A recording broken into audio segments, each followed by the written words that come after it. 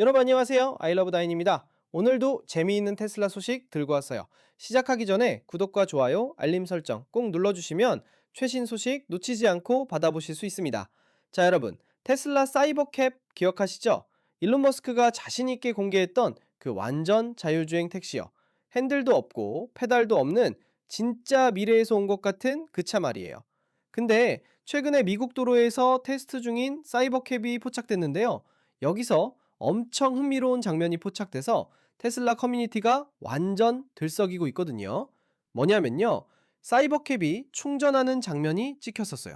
그런데 그냥 충전하는 게 아니라 어떤 직원이 직접 차 뒤쪽으로 가서 손으로 충전 포트 문을 열고 수동으로 플러그를 꽂아서 테슬라 슈퍼차저에 연결하는 모습이 포착된 거예요. 왓츠 인사이드라는 X 계정에서 이 영상이 올라왔는데 사람들 반응이 정말 다양하더라고요. 여기서 왜 사람들이 놀랐냐면요. 사이버캡은 처음부터 완전 자율 차량으로 기획된 거잖아요.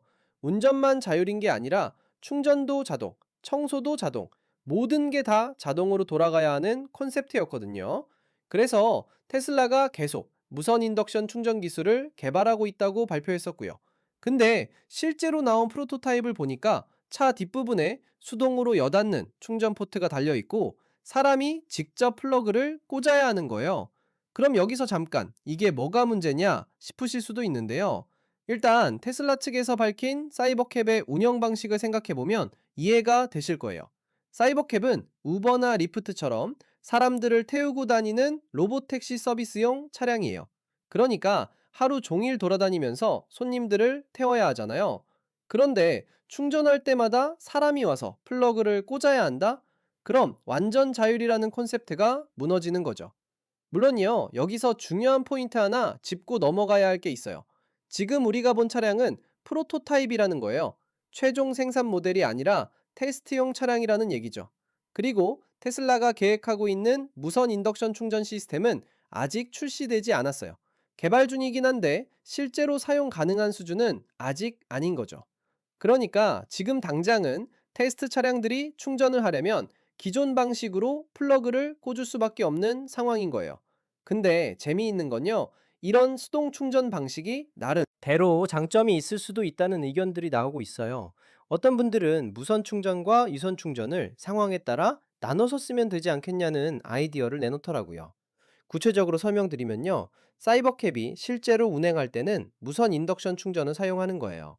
테슬라 차량 타보신 분들은 아시겠지만 슈퍼차저에서 충전할 때 보통 몇 분 정도면 되잖아요. 장거리 여행할 때도 충전 시간이 그렇게 길지 않거든요. 사이버캡도 손님들 태우면서 돌아다니다가 중간중간 짧게 무선 충전 스테이션에 들러서 빠르게 충전하고 다시 나가는 식으로 운영하는 거죠.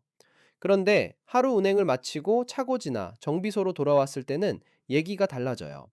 거기서는 청소도 하고 간단한 점검도 하고 하면서 시간이 좀 걸리잖아요. 영상 내용에 따르면 대략 45분 정도 청소와 정비 시간이 소요된다고 하는데요. 이 시간 동안에는 그냥 일반 충전기에 플러그를 꽂아서 천천히 완충시키는 게 더 효율적일 수 있다는 거예요. 어차피 차가 멈춰 있는 시간이니까요.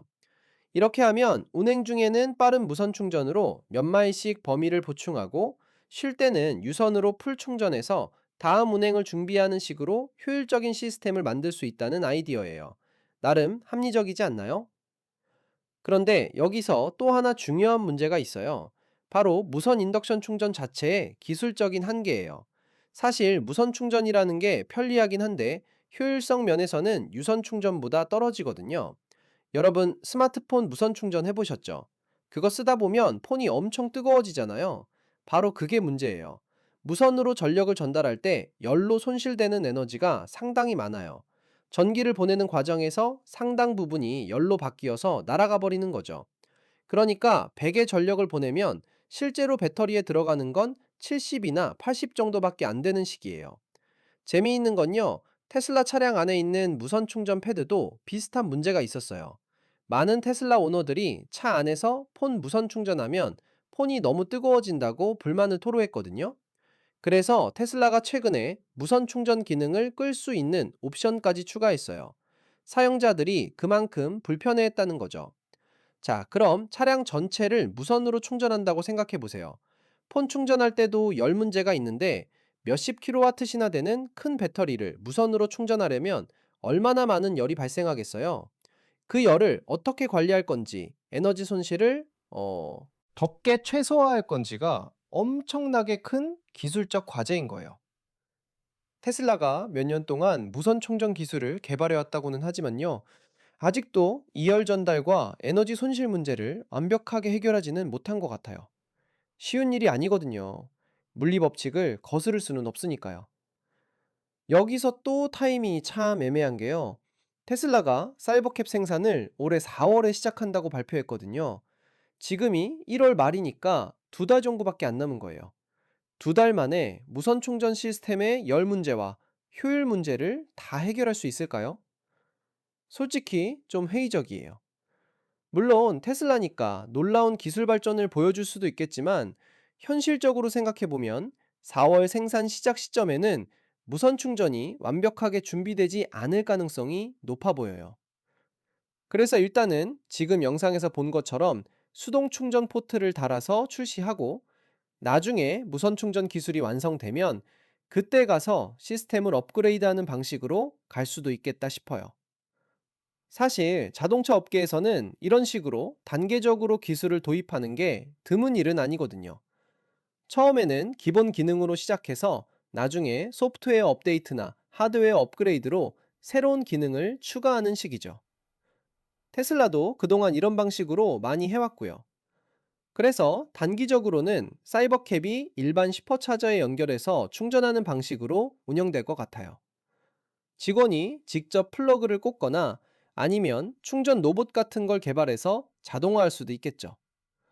그러다가 무선 인덕션 충전 기술이 충분히 발전하고 효율적이고 편리한 옵션이 되면 그때 가서 본격적으로 무선 충전으로 전환하는 거예요. 지금의 수동 충전 포트는 점차 사라지게 되겠죠.